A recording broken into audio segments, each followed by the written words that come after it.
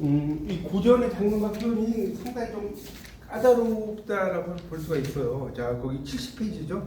70페이지 맞나요? 6장. 인간과 전쟁인데, 이 실기라고 해서 전라인은 사실적 기록인데, 실기라는 건 뭐냐면 실제로 기록했다. 이 실기, 실제로 기록했다는 뜻이고요. 실기라는 말을 의미를 좀 알아두시고요. 일단 이 시기는 뭐 여러분 아시다시피 이제 1592년에 임진왜란이 일어났잖아요. 조선이 1392년에 개국해서 딱 200년 후에 임진왜란이 일어나요. 그렇게 좀 알아두시면 되겠고, 이제 그때 뭐 도요토미 히데요시가 왜 임진왜란을 일으킨 건 아시죠?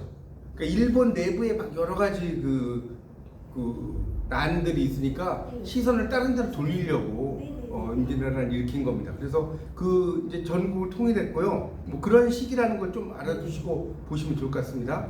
거기 1번에 보면 이제 이게 난중일기라고 써진 거 보이세요? 1번 70페이지 밑에 개축일기, 아니 개사일기 그 밑에 그 난중일기라고 옆에 있잖아요, 그죠? 이순신 장군의 난중일기란 말 있죠? 네. 난중일기를 이야기하는 건데요. 이순신 장군의 여러분 난중일기는 이게 우리말로 번역이 다 돼 있어요. 그러니까 한번 안 읽어보신 분은 한번 이렇게 해설로 된 걸 한번 읽어보시면 도움 좀 되실 것 같은데요. 보세요. 1번에 이순신 9월 15일 이렇게 나왔죠. 병인년이고 이게 날씨가 갤청자예요. 갤청자. 갤청. 날씨가 갠다. 비가 개고 이러잖아요. 1593년 9월 15일 맑음, 새로 만든 총통은 전쟁에 가장 기묘한 것이지만 우리나라 사람들은 그것을 만드는 방법을 알지 못했다. 여기 이제 맑음이란 말 나왔죠? 날씨를 써줘. 여러분도 일기 쓸 때 뭐 맑음 이거 어렸을 때 그 일기 쓸 때 그런 거 많이 해보셨죠? 네. 그걸 이야기하는 겁니다. 그래서 이런 국리 끝에 조총을 만들어서 이 조총이란 새를 잡는 데 쓰는 총이라는 뜻이에요. 조총이란 말 많이 들어보셨죠 예전에? 그래서 총통과 비교해도 기묘하다. 뭐 이런 식으로 해가지고 그 자기의 일거수일투족을 다 쓰는 거예요. 이 난중일기가. 난중일기가 여기서는 지금 난중일기 하나 두 개만 이렇게 나왔는데요. 하여튼 난중일기는 우리말로 번역된 게 있는데 이순신 장군의 되게 유명한 책인데 뭐 내용은 뭐 어렵지 않아요. 이런 식으로 써놨어요. 그냥 그날의 일들을 써놓은 거니까 여러분이 꼭 시험을 상관없이 난중일기를 보시면 좋겠습니다. 그래서 이순신 그 밑에도 보세요. 10월 14일 신미년이라는 거죠. 신미일 청 그 날씨가 겠다는 거예요. 1597년은 정유재란입니다. 정유재란. 그러니까 임진왜란이 되게 오랫동안 계속된 거 아시죠? 막 1592년에 일어났다가 잠깐 뭐 있다가 또 일어나고 막 그러거든요. 1597년인데 10월 14일 맑음 새벽에 꿈속에서 말을 타고 언덕 위를 가다가 이게 참 이 부분이 짠해요. 읽어보면 말이 헛디뎌 냇물에 빠졌다. 다행히 넘어지지 않았는데 아들 면이 나를 부축하여 안탄 모습. 이게 뭐죠? 노량인가 최근에 뭐였죠? 노량 명량 뭐 이런 거 있었죠. 거기에 보면 그 영화에 나오지 않았나요? 안 보셨어요? 이 영화에 나왔는데 하여튼 무슨 조짐인지 모르겠다. 저녁에 어떤 사람이 천안에서 와서 집안에서 보낸 편지를 주는데 열어보기 전부터 뼈와 살이 떨리고 마음이 심란했다. 겉봉을 뜯고 둘째 아들 열의 글씨를 보니 통곡이라는 글자가 써 있었어요. 그러니까 죽었다는 소리죠. 전사를 알고 나도 모르게 간담이 떨어져 목놓아 울었다. 하늘이 어찌 그리 무심한가? 내가 죽고 네가 사는 것이 마땅한 이치. 내가 더 오래 살았으니까. 내가 죽고 내가 살았으니 얼마나 이치 어긋난 일이냐. 천지가 여기다 밑줄 쳐보세요. 천지가 깜깜하고 해조차 빛을 잃었다. 이 표현이 참 슬프죠. 천지가 깜깜하고 해도 빛을 잃었다. 슬프다. 내 아들아 나를 버리고 어디로 갔느냐. 남달리 영특하여 하늘이 이 세상에 두지 않는 것이냐. 이렇게 이제 써놨죠. 그래서 이제 그 아들의 죽음을 상당히 슬퍼하는 그런 모습이라고 이해하시면 될 것 같습니다.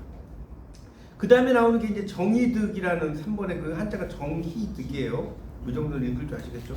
그래서 그 9월 27일 날 이렇게 쓴 또 이제 글입니다.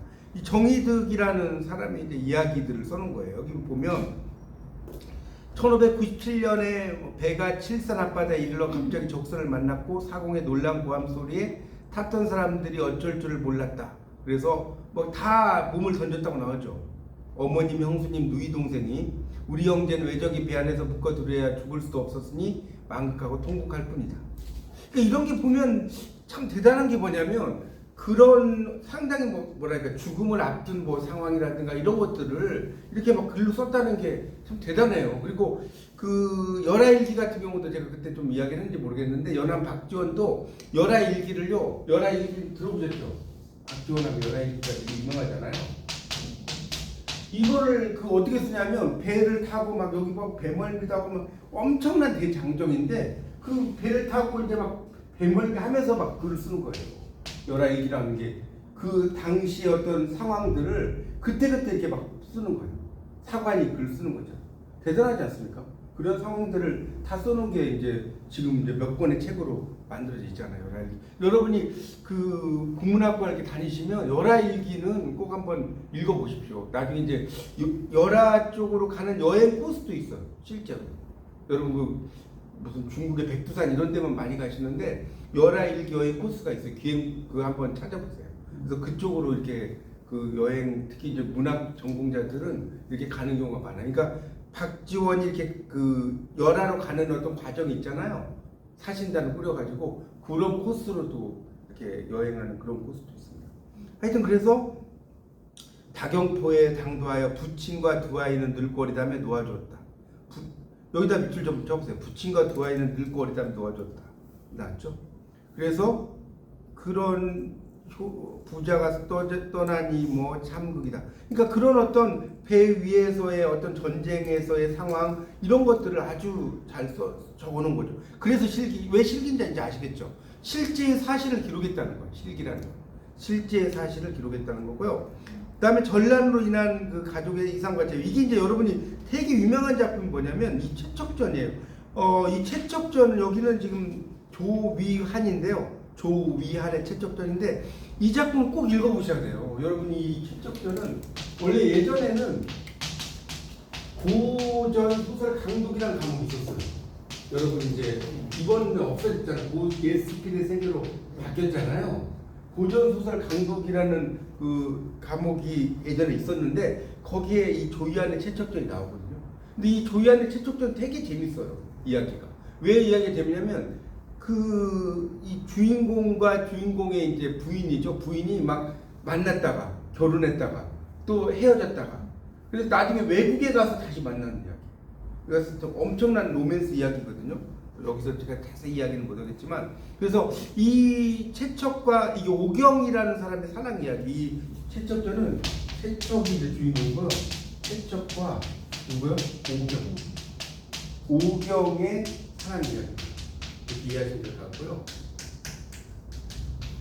이야기고 이게 이제 보통 16세기 말 17세기 초 16세기 말 17세기 초 그래서 요 시기에 동아시아의 어떤 정세 이런 걸 잘 나타나요. 동아시아. 여러분 동아시아 하면 어떤 나라가 생각이 나세요? 동아시아. 한중일은 알겠죠? 한국, 중국, 일본, 그 다음에 두 개 나라가 더 있어요. 베트남. 네, 베트남, 좋아요. 베트남, 그 다음에 몽골은 아니죠. 거기는 안 들어가고요. 일본에 가면 되게 따뜻한 나라, 날씨 따뜻한 나라. 오키나와. 이게 유구 지역이 유구라고 해서 유구. 이게 오키나와라고 하는데 이쪽까지를 이제 일본 한중 일도 있고요. 이 오키나와 지역 우리 그 야구 같은 거 뭐 그쪽으로 많이 훈련 가고 그러지 않나요? 있죠. 유구 지역이라고 하는데 거기까지를 이제 동아시아. 그래서 여기 재밌는 게 뭐냐면 국문학 전공한 분들 있잖아요. 특히 고전문학 이런 거 전공한 분들 중에는 베트남어까지 공부해요. 제가 고대 대학원에서 공부하는데 한 교수님은 베트남어로 그러니까 원래 베트남어 전공은 아닌데 막 공부하다 보면 베트남 쪽도 이제 막 있잖아 하여튼 그렇게 베트남어까지 전공을 하시더라고요. 그래서 야, 이 공부의 세계는 끝이 없구나. 우리말로 된 게 아니라 베트남어로 된 원문을 읽는 거예요. 원문을. 그게 쉽지가 않죠. 좀 이따가 해도 되죠. 그래서 하여튼 그런 거고요. 그래서 채척전 이제 보세요. 그러니까 이게 이제 한중일과 소설의 배경이 중국, 조선, 일본, 베트남까지 확대가 됐다는 거예요. 그러니까 이거 꼭 읽어보세요. 제가 읽어보라고 말씀드린 거는 정말 읽어볼 만한 거니까 제가 말씀을 드리는 거니까요. 이거 출석 수업으로 어딘가에 나온 제척전이요? 네, 출석 이게 어디 출석? 다운받은 거 있었어. 20페이지인가. 이 네. 어디에 출석 있었지? 네. 잘 모르겠네. 토계 하여튼 그러니까 채척전 보세요. 그래서 이제 뭐 쭉 읽어보면 되는데 이게 어떤 거냐면 어떤 가족의 이산 문제를 좀 필기 좀 해주실래요? 이건 뭐 제가 이거 쓸 수가 없으니까 가족의 이산 문제를 사실적으로 그리고 있다. 이게 이제 가장 포인트가 가족의 이산 문제. 그러니까 이산이라는 게 헤어진다는 뜻 아닙니까? 그게 이제 중요하고요. 두 번째는 뭐냐면 오경이라는 슬기롭고 적극적인 여성상을 제시함. 오경이라는 슬기롭고 적극적인 여성상을 제시함. 그러니까 이게 참 재밌는 게 뭐냐면요. 이 이야기 나와서 잠깐 좀 설명을 좀 드릴게요. 이 현대문학과 관련해서 여러분이 그 현진건의 운수 좋은 날 들어보셨죠? 운수 좋은 날 뭐 이거 김첨지가 막 엄청나게 이거 모르시는 분 있나요? 중학 모르는 사람 없습니다. 없죠. 근데 이제 운수 좋은 날 다 아시잖아요. 근데 문제는 운수 좋은 날에 보면 김첨지가 부인이 나오잖아요. 부인에 대해서 이야기가 별로 되나요? 김첨지 부인은 거의 이야기가 안 되죠. 그래서 이 운수 좋은 날도 되게 잘 쓴 사실주의 작품인데 이제 여성주의적 관점에 보면 되게 비판을 많이 받아요. 왜냐면 그냥 김첨지 부인은 이게 뭐 설렁탕 하나 사달라고 하다가 그냥 죽어버려요. 그게 다야 그게. 꿈자리가 사납다고. 그러니까 이렇게 여성에 대해서 이렇게 자세히 안 나오거든요. 운수 좋은 날 읽어보면. 근데 여기 지금 그 뭡니까 조이안의 채척전을 보면 이 오경에 대한 이야기가 되게 자세히 나온다. 그 고전 작품임에도 불구하고 이렇게 참 대단한 거죠. 그래서 이제 보세요. 이제 하여튼 그래서 밑에 좀 읽어볼게요. 71쪽 여기. 이게 원래는 이게 다 한문으로 되어 있는 거 우리말이 아니에요. 그걸 이제 우리말로 번역해 놓은 건데 정유년 8월 외적이 남원을 함락시켰다. 하셨죠? 남원 사람이 모두 달라고 채척 일가 역시 지리산 쪽으로 피신했어요. 채척은 오경에게 남자 옷을 입혔어요. 왜 남자 옷을 입힌지 아시겠죠? 여자 옷을 입히면 잘못될 수 있으니까. 무리 중에 섞이고 보니 누구도 오경이 여자인 줄 알지 못했다. 이렇게 이제 변장하는 이야기가 되게 많이 나와요. 이 작품들을 읽어보면. 예를 들어서 커피 프린스 1호점이라든가 성균관 스캔들 이런 게 다 남장 여자 이야기 아니에요? 네. 그렇죠. 그런 이야기들이 되게 많이 나옵니다. 남장. 근데 이제 여장 남자 이야기 영화가 있는데 이거는 이제 책은 안 나오지만 제가 하나 좀 추천해 드릴게요. 이 엠버터플라이라는 작품식 영화 이거 보셨나요? 여러분 이 영화 꼭 보셔야 돼요. 엠버터플라이를 보면 그러니까 한 남자가 이제 여자인 줄 알고 이 사람이 살았어요. 애까지 낳았다고 생각했어. 근데 알고 보니까 그 사람이 남자였어. 그런 이야기거든요. 그러니까 이게 여장 남자 이야기인데 이게 실제 있었던 이야기예요. 이 엠버터플라이라는 게. 그래서 하여튼 나중에 관심 있으면 이 영화도 한번 꼭 추천합니다. 그래서 이제 산속으로 들어간 지 며칠 지나자 양식이 떨어져서 굶주리게 됐죠. 그래서 여기 보세요. 뭐 그 외적 형세를 살펴가지고 굴에 이르렀다가 적병을 만나. 그래서 바위덤불에 몸을 숨겨 위기를 보면, 그러니까 막 죽으려고 하는 그 헤어지고, 그러니까 결국 이 이야기를 읽어보면 이 채척과 오경이 결국은 서로 이제 같이 있다가 헤어지는 이야기예요. 여기서는 자세히 다는 안 나왔지만 결국은 이제 서로 장사를 해요. 장사를 하다가 이제 서로 외국에서 두 사람이 만나. 이 대단하지 않습니까? 그런 이야기가 나옵니다. 여기 이제 보면 보세요. 73쪽을 보세요. 뭐 나머지는 건너뛰고 뭐 읽어보십시오, 여러분이. 경자년 꿈이었다. 그래서 이제 뭐 장사꾼하고 이렇게 베트남을 갔죠. 그래서 이제 포구에 정박해 있었는데 선창에 기대 자신의 신세를 생각하다가 진꾸러미 안에서 퉁소를 꺼내. 이 부분 참 재밌어요. 그러니까 피리를 부는 거예요. 슬픈 곡조 노래를 불렀죠. 채척이 퉁수 속에서 바다와 하늘이 애처로운 빛을 띠고 구름과 안개도 수심에 잠긴 듯 했다. 이 표현이 상당히 시적이죠. 구름과 안개가 수심에 잠긴 듯 했대요. 화류법이잖아요. 뱃사람들도 그 소리에 놀라 일어나 모두들 서글픈 표정을 지었다. 그때 문득 일본 배에서 연불하던 소리가 그쳤다. 잠시 후 조선말로 시를 읊는 소리가 들렸다. 왕작의 퉁소 불제 다른 나지막하고. 이거 보세요. 바닷빛 파란 하늘엔 이슬이 자욱하네.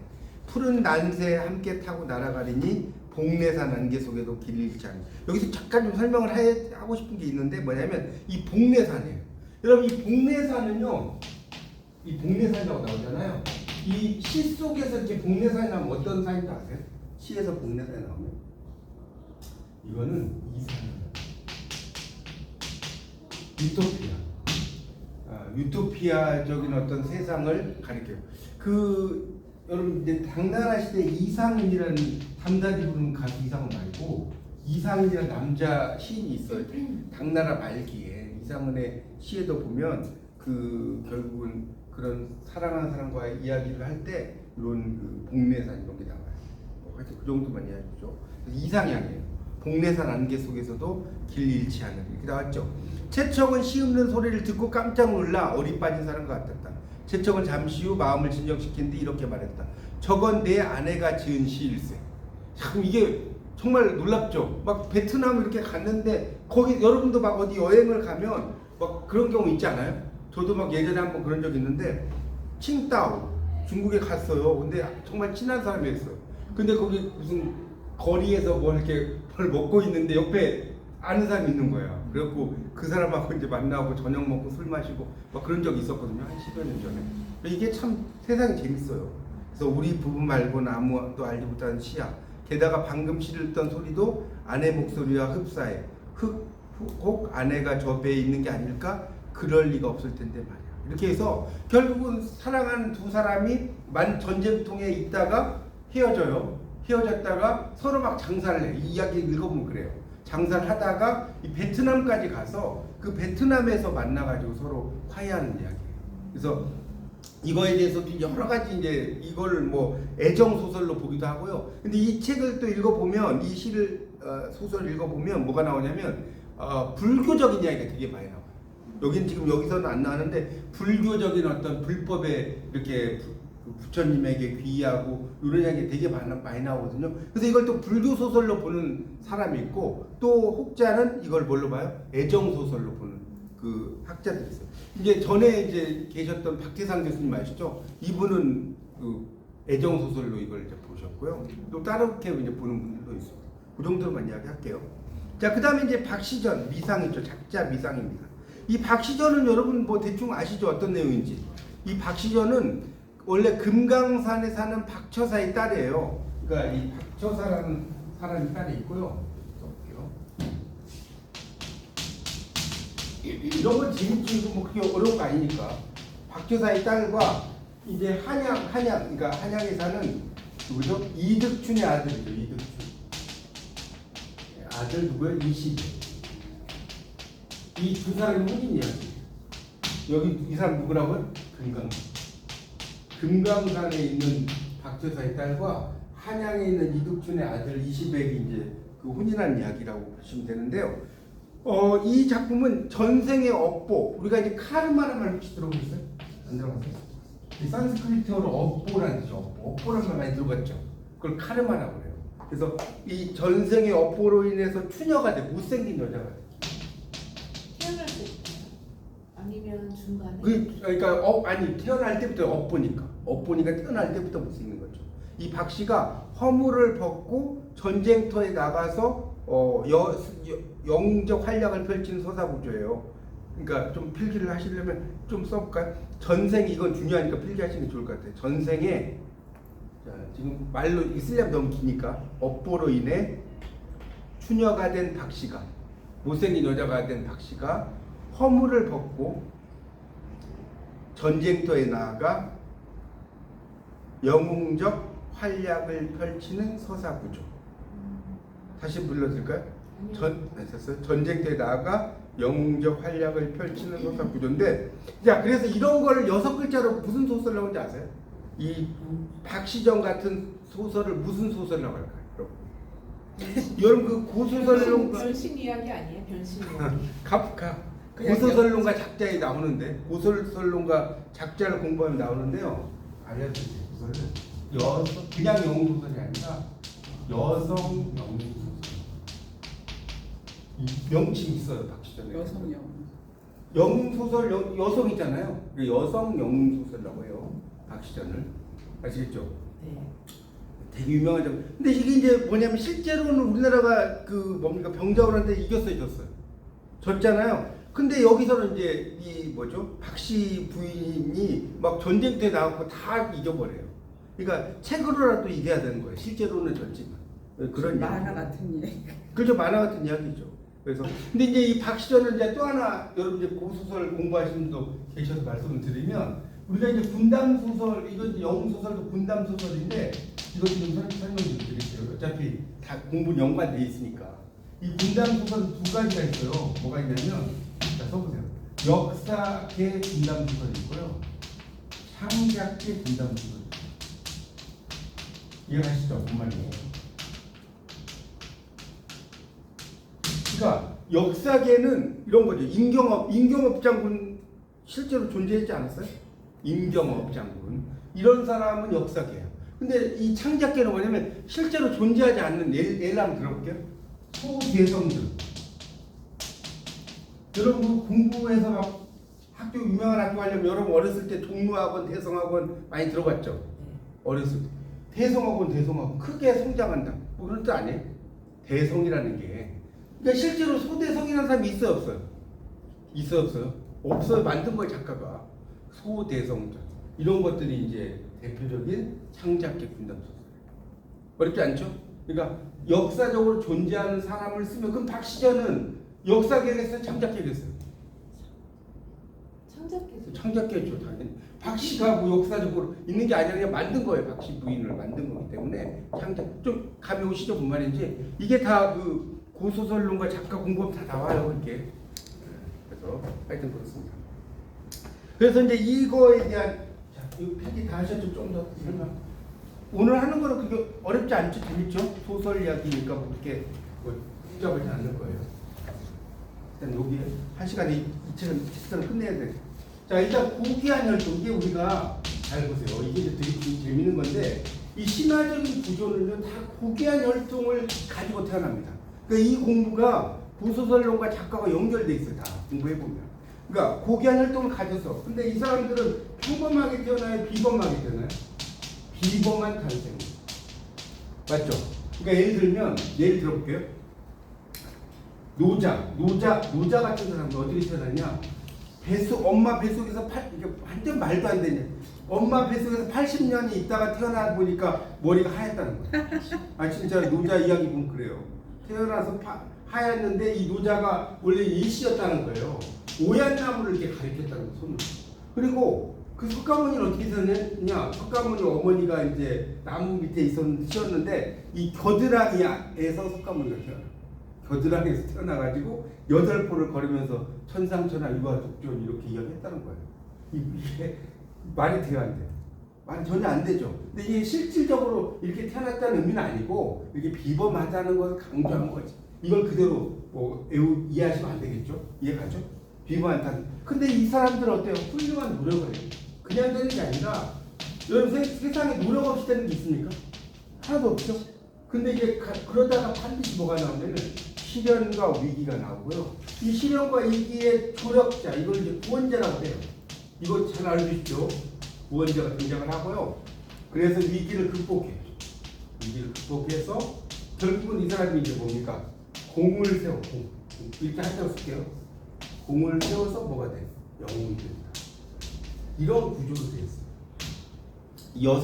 영웅소설이든 영웅소설이든 이런 구조 자체가 대개가 이렇게 되어 있어요. 어렵지 않죠? 뭐 내용 이 정도 이해할 수 있겠죠? 뭐 이걸 암기하는 게 아니라 쭉 이해하시면 되니까 그렇게 정리하시면 돼요. 그래서 이 작품이 이제 그런 내용으로 되어 있어요. 됐죠? 그래서 이제 뭐 여기 보면 이제 그런 박시전에 대해 이윽고 뭐 신부 들어오건을 이렇게 나오는 거 있죠? 거기서부터 쭉 내용들이 읽는데 여기 이제 본문에서 이제 강의하는 거 들어보니까 이제 76페이지만 이제 설명을 하시더라고요. 그렇죠. 여러분도 강의 들어보시면 아시겠지만. 그러니까 처음에 보니까 이윽고 신부가 들어오건을 74쪽이죠. 뭐 공자 몸을 맞아 뭐 자정하고 눈뜨러 신부를 보니까 키가 7척이 되고 뭐 퍼지는 열아름 되고 막 써놨죠. 이걸 다 일일이 알 필요는 없어요. 그러니까 그렇게 뭐 예뻐 보이진 않는 것 같죠. 여기 보면 뭐 걸음을 절며 안색이 먹칠 같고 이렇게 써놨죠. 표현들이. 그래서 이제 되게 그 추녀의 모습을 이렇게 표현을 한 겁니다. 뭐 그렇게 이제 하다가 뭐 다 설명을 할 수 없고 그 뒤에를 볼게요. 76쪽을 볼게요. 76쪽 거기 그 후 여기는 좀 읽어볼게요. 76쪽에 자, 그 후 여러 날 만에 용골대가 입말을 거느리고 호기 있게 아주 호기 그 오락 영웅의 기운이라 호기란 말은요 영웅의 기운이란 뜻입니다. 그거 알았어요? 영웅의 기운이 있게 승전골을 올렸다는 거죠. 뭐 다 아니겠습니다. 그래서 이제 밑에 다음 달락 가보세요. 박씨는 어떤 여자인데 감히 대장을 죽이고 그 머리를 저 나무에 달았으니 어찌 당돌하지 아니하리요. 밥비 나와 내 칼을 받으라 하고 달려드니 박씨 분기를 잡지 못해서 개화를 불러 가로되 자 여기 밑줄 쳐보세요. 내 가서 죽이지 말고 이리이리하여 간담을 선언하게 하라. 이쪽 밑줄 쫙 쳐보세요. 그러니까 이거는 뭘 의미하느냐? 박씨 부인의 영웅적 면모.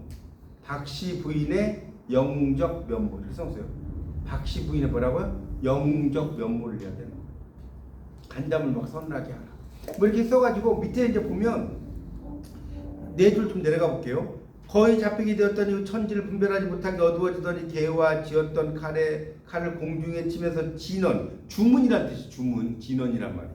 주문을 막 외우죠. 모래와 돌이 달리고 사면으로 어두 기면 지졸. 말이 좀 어려운 말인데요. 어두 뭡니까? 물고기 머리죠. 어두 한자 보세요. 그 다음에 귀면이니까 뭐예요? 귀신 얼굴이죠. 귀면이니까. 그 다음에 졸은 졸개죠. 그러니까 물고기 머리에 귀신 얼굴을 한 졸개들 뭐 이런 뜻이에요. 아쿠아맨에 나와요. 뭐에 그 나오나요? 네, 딱 그래요? 이 표현을 어떻게 그거? 그래요. 아쿠아맨에 나오나요? 네. 정말 자세히 보셨나? 예, 하여튼 어두 기면 지졸이 그거예요. 에워싸고 들어오고 눈비 크게 내려 잠시간에 물이 길어 뭐 넘는다 이렇게 나오죠. 그래서 박부인의 도술이 막 나오는 거예요. 이걸 뭐 자세히 읽어볼 필요는 없지만 도술을 부렸다는 소리겠죠. 소장이 눈이 있어도 망울이 없어 존이를 범하와 어쩌고 나오죠. 이 길로 그 돌아가고자. 그러니까 이 작품을 읽어보면 이 우리가 판타지를 말 들어보셨죠. 요즘 이제 소설의 특징이 여러분 어떻게 보면 반지의 제왕이라든가 뭐 해리포터 시리즈가 다 이 판타지 아니에요? 맞잖아요. 이 판타지가 환상성을 도입하는 거예요. 여러분 재밌는 게 뭐냐면 제가 연출가가 아니어서 그런데 연출하는 사람들이 만약에 고전을 전공을 한 사람이 있다. 뭐 고전 쪽으로 박사를 받거나 이런 사람이 연출가 한다면 이 우리나라 이런 동양의 이런 작품들 있잖아요. 이런 거 하면 되게 재밌는 게 너무 많아요. 그걸 이제 연출 못 하는 거예요. 거기에 대한 깊이가 없으니까. 무슨 말 이해가세요? 만복사 저폭이라든가 이런 것들이 되게 재밌는 작품인데 그런 연출을 하려면 거기에 대한 지식이 있어야 할 거 아니에요. 요새 유명한 애니메이션 네. 캐리언 그런 것 같아요. 맞아요. 그런 거고요. 자 이제 명청 교체와 대의명분 여기까지 보시죠. 자 오늘은 지금 7장까지는 좀 보려고 그래요. 좀 빨리빨리 나가고 그 다음에 맞춤법과 표준어를 이렇게 보겠습니다. 그러니까 되도록이면 제가 수업을 이게 이제 한 번에 2챕터씩 나갈 수 있으면 나가는데 이게 뭐 하여튼 한 챕터 반은 최소한 이상 나갈 거예요. 자 명청 교체와 대의명분 찾으셨죠? 복림대군 청성령 진화거냐 찾으셨어요? 이거는 이제 뭐냐면 청성령 진화거냐라는 그 시가 아니라요. 그냥 이건 제목이 없어요. 무제예요, 무제. 무제가 뭔지 알죠? 제목이 없으니까 그냥 제일 앞에 있는 걸 써놓은 거예요. 청성령 진화거냐라는 제목이 아닙니다. 아시겠죠? 청성령을 지나거냐, 청성령을 지났느냐 뭐 이런 뜻이겠죠? 초와 구이 어디 매우. 여기서 이제 이 구자에다 이는 뭐냐면 이게 주격조사인데 주격조사. 예전에 중세 국어에서 그렇죠. 그렇죠. 이거 중세국어 공부하실 때 예를 들어서 이렇게 하면 부텨이라고 있거든요. 부텨이. 그러니까 부처님께서. 그러니까 이거를 읽으라고 할 때 이게 이제 그러니까 고전은 뭐냐면 공부를 시켜보면 아는데 이걸 부태 만약에 읽었다. 그럼 공부 되게 안 하는 사람이에요. 부태가 아니에요. 부태가. 부텨이라고 있는 거예요. 따로따로 그렇죠. 따로따로. 왜냐면 이라고 하는 게 주격조사거든요. 이거 다른 언어예요. 다른 언어. 근데 왜 옛날에 보면 아니 부처 가라고 쓰면 되지 왜 부텨 이라고 썼냐? 부텨 가라고 하는 것이 여러분 그 뭐죠? 17세기라 이때 한참 있다가 나타나요. 가라는 말 자체가 16세기 이때 나타나질 않아. 그래서 이렇게 쓰는 거예요. 예, 이게 가서 중세국어 공부하시면 나오죠. 어쨌든 초하구가 어디 매우 어디냐? 그 다음에 호풍, 이게 오랑캐의 바람이에요. 여러분 호떡이라는 게 오랑캐 떡이라는 거 아세요? 몰랐어. 몰랐어요? 호떡이 우리가 호떡을 먹잖아요. 오랑캐 떡이라는 뜻 진짜로. 호자가 오랑캐 호자, 오랑캐 호. 진짜로. 제가 가짜로는 가짜라고 하죠. 그 우리나라에서 나오는 게 아니었다는 거예요. 호떡이. 그냥 우리는 그러니까 이게 공부를 이렇게 특히 이제 인문학 공부하면 재밌어요. 이런 거 저런 거 아는 게. 그게 첫나라 아니면 후금이라는 생각하면 돼요. 예. 그래서 호풍도 참도 참도 찰샤는 뭐냐면 진짜 찾구나. 요즘 말로 하면 진짜 찾기도 춥기도 춥구나. 뭐 이 정도 해석할 수 있어. 자, 구준비. 이게 구준비예요. 구준비. 구준비 알죠? 구준비. 네. 그 낭만에 대해 노래 보면 구준비 내리는 날 이렇게 시작되잖아요. 노래가. 구준비는 무슨 일이냐? 아무나. 이거 아무나예요. 요즘 말 아무나. 나의 행색을 그려내요. 님. 이 님이 중요한데요. 님은 인조예요. 인조. 그러니까 이 복림대군의 아버지를 가리키는 거예요. 아버지 계신 곳에 드리고자. 그러니까 결국 복림대군 누구냐? 효종이라고 썼는데 효종. 효종. 여러분 그 광인, 효영, 숙경영 이 정도 아시죠? 네. 그러니까 인조 다음에 효종이잖아요. 효종이 나온 거예요. 인조, 효종이 되는 거예요. 우리가 이제 조하고 종의 그 구분에 대해서도 되게 여러 가지 설이 있는데요. 일단 조는 이건 참고로 알려드릴게요. 조는 나라를 세우면 조고요. 나라를 세우면. 그 다음에 이 종이라는 것은 평화적으로 주로 이제 정권을 교체할 때 그 평화적으로 정권을 교체하냐, 무력으로 정권을 교체하냐. 그래서 일반적으로 무력으로 이렇게 교체할 경우는 조라고 많이 쓰고요. 평화적으로 교체하면 종이라고 쓰고요. 또 이제 평화적으로 교체를 안 했는데 그 무력으로 이제 안 했는데도 조를 쓰는 경우는 뭐냐면 이 사람이 되게 여러 가지를 막 잘해놨어. 여러 가지 업적들이 많아. 그럴 때 또 조를 붙여요. 그러니까 조하고 종을 붙이는 이제 기준이 있어요. 그냥 막 조하고 종을 붙이는 게 아니고. 이해가십니까? 세조랑 그러니까 세조 수양대군 정조, 무력으로 했잖아요. 세조랑 정조를 네. 비교하면 되겠네요. 그렇죠. 그런 거 생각하시면 되죠. 그러니까 이제 그것도 이제 뭐 완벽하게 맞지는 않는데, 그러니까 무력이 아니어도 이제 그런 경우도 있긴 있어요. 근데 그런데 대부분이 일반적으로 제가 예전에 국사 공부할 때 교수님 그렇게 이해하면 쉽다고 말씀을 하시더라고요. 조가 어쨌든 종보다 훨씬 좀 더 위대한 왕도. 그렇죠. 위대할 때 이제 많이 붙이죠. 세조도 무력으로 했지만 엄청나게 그런 업적이 많아요. 수양대군이. 그렇죠, 아시죠? 어린 청강지국. 네, 그렇죠. 대단하죠. 몰랐어요. 이번에 알았어요. 맞아요. 네, 어린 청강지국. 어린 네. 다리 천개강에 붙인다. 맞아요. 자, 그다음에 인조에 이제 뭐잘 이거는 그냥 넘어갈게요. 그 방송에서 안 하더라. 그 다음에 78쪽으로 넘어가면 김상헌입니다. 이거 한자 아시겠죠? 가노라 삼각산. 이거는 여러분 그 초등학교, 중학교 때 맞아요. 많이 나오지 않았어요? 이거 모르신 분은 한국인이 아니죠. 보세요. 가노라 삼각산. 이 삼각산이 북한산이 북한산. 네. 북한산이 참 저도 산행을 예전에 한번 해봤는데요. 와 이게 그러니까 만만치. 북한산과 북악산 차이가 뭐예요? 뭐라고요? 북한산과 북악산이요. 북한산하고 북악산하고 북한 예, 각각 좀 다 의미가 다르죠. 예. 북한산이 네. 하여튼 있는데 북악산은 악자가 들어가면 되게 좀 높잖아요. 험악한 산이잖아요. 북악산 네. 좀 다르다고 알고 있는데 그래서 저는 북한산 항상 같은 산인 줄 북한산은 알았더니 이쪽에 북한산과 북악산 도봉이나 따로 이쪽 있더라고요. 의정 네. 이쪽에 있는 거고. 아니 근데 이제 문제는 북한산을 제가 겨울에 한번 갔는데 와 이게 이 뭐죠? 올라가는 데가 있죠. 밧줄 타고 올라가는데 네. 와 이거 무시무시하던데 내가 그래갖고 이제 이렇게 타고 막 올라가서 아무 생각 없이 올라갔는데 무서워서 못 가겠더라고. 옆에 보니까 완전히 낭떠러지야. 네. 진짜로. 그래서 야 근데 그 올라간 사람이 있더라고. 저는 그냥 중간에 이거 떨어질 것 같아서 그냥 조심 내려왔는데 북한산도 무서워요. 하여튼 가노라 삼각산하 다시 보자 한강수야. 이제 알겠죠? 이야라고 하는 게 이야요 이야. 그렇죠? 네. 고국 산천을 떠나고자 하려면은 시절이 수상하니 수상하다는 뜻이에요. 올동말동하여라. 그러니까 이 김상헌은 척화파의 상징이 우리가 척화와 부화파 뭐 척화파 이런 거 있잖아요. 배척하자 뭐 규전론 뭐 이런 거 있잖아요. 그래서 나중에 이제 이 사람이 그 심양으로 압송이 돼요. 압송. 이게 되게 강성이란 말이에요. 강성.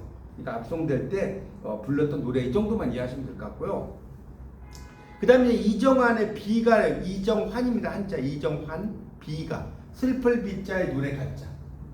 슬플 비자 한번 볼까요? 풍설 이건 풍설이에요. 풍설 비바람 비바람 눈바람. 바람 풍자 눈설자니까 눈바람이 섞어친 날. 이거는 섞어로 붙여서 섞어. 눈바람이 섞어친 날이에요. 섞어친 날에 문노라 여기 북내 사자. 이 정도는 한자 이럴 줄 알겠죠? 네. 북내 사자. 북쪽에서 온 사신. 이 사자라는 건 뭐냐면 심부름꾼이라는 뜻이 심부름꾼. 여러분 사자가 영어로 뭔지 아세요? 사자. 여러분 그 메신저란 말 들어봤어요? 이 메신저는 뜻이 메신저. 심부름꾼. 그러니까 북쪽에서 온 사신 뭐 이런 뜻이에요. 다시 말해 청나라 사신. 북쪽에서 온 사신이 어려우면 청나라 사신이라고 쓰셔도 돼요. 그러니까 문노라 청나라 사신아. 자 소해 그다음에 용안이죠. 소해는 이제 왕자. 우리가 봐요. 왕을 뭐라고 하면 대라고 해요. 큰바다. 대가 뭐예요? 임금. 임금 큰 바다잖아요. 그러면 왕자는 뭐겠어요? 작은 바다겠죠. 그래서 소해라고 하는 거예요. 임금. 물론 저 임금의 얼굴은 뭐 용안이라고 하잖아요. 용안 맞죠? 네. 용안이 얼굴이. 그러니까 임금은 다 용자를 붙여요. 제가 전에 이야기했죠. 근데 임금의 그 변은 그 용변이 아니고 매화라고 좀 매화. 용자는 안 써요 그때는. 그래서 매화틀 이렇게 쓰거든요. 하여튼 소의 용안이, 그러니까 이 뭐겠어요? 이 왕자, 이게 소현세자를 이야기하는 거 복림대군. 하여튼 소현세자 얼굴이 얼마나 요즘 말로 얼마나 치오신고는 추울 것인가 이런 뜻이에요. 요즘 말로 하면 얼마나 추우실 것인가. 고국에 못 죽는 고신이 눈물겨하는가. 고국에 못 죽는, 죽지 못하는 고신은 외로운 신하예요. 외로운 신하가 눈물겨워 하노라. 이게 낫죠.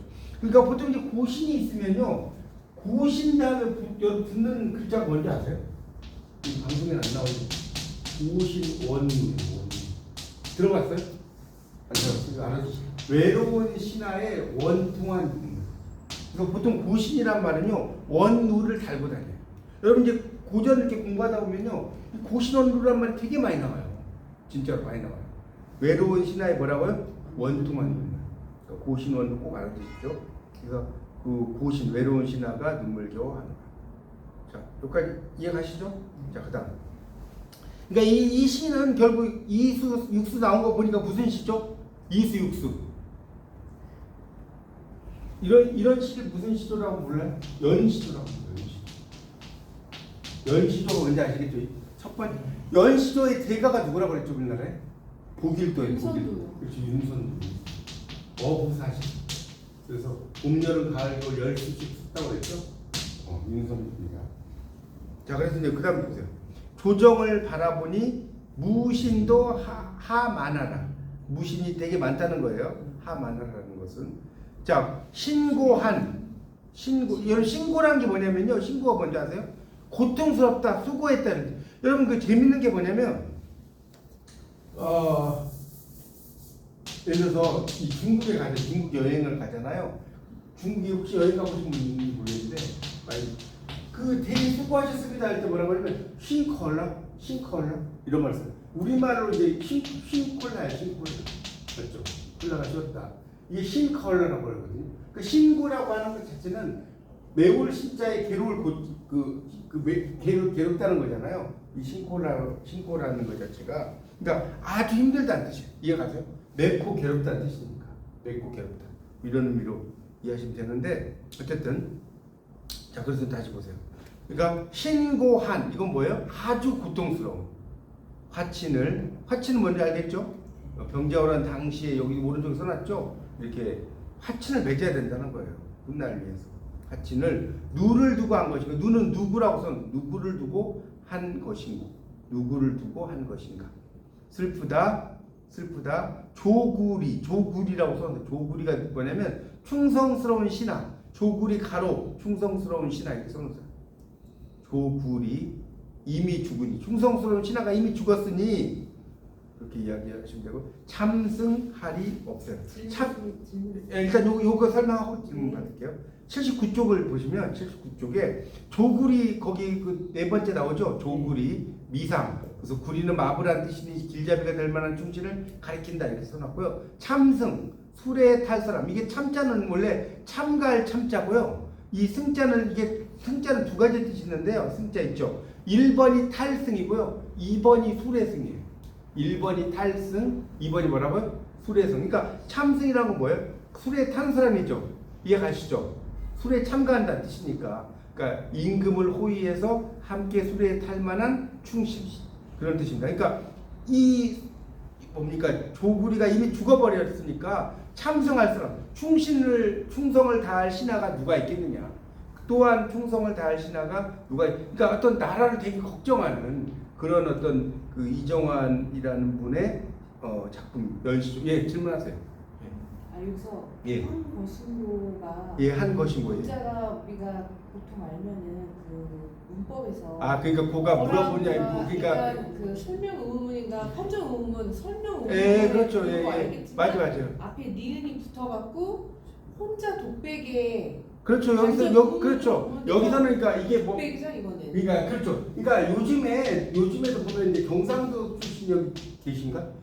이게 먹고 뭐 이런 걸 쓰잖아요. 먹고 이게 뭐냐 할 때 먹고라고 쓰잖아요. 경상도에서 이제 꼬라고 하는 게 이제 고거든요. 고 맞죠? 그런 것들이 이제 뭘 물어보거나 이런 건데 지금 말씀하신 것처럼 그럴 인고라고 쓰잖아요. 뭐뭐 인고 이렇게 썼잖아요. 니은 고라고 하는 것은 그냥 감상의 의미예요. 그러니까 이건 질문을 한다기보다는 감상이라든가 감탄의 의미로 봅니다.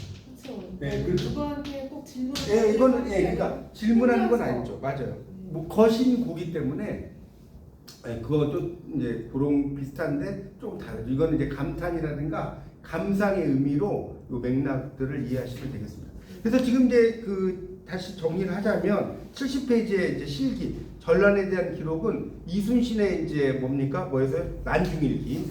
그러니까 제가 아까 말씀드린 난중일기는 정말 그러니까 여러분 제가 계속 얘기했잖아요. 국문학 공부하러 오셨을 때 여러분 시험을 잘 보러 온 것만 아니잖아요. 그러니까 난중일기는 해설로 된 게 다 있어요. 꼭 읽어보십시오. 되게 재밌어요.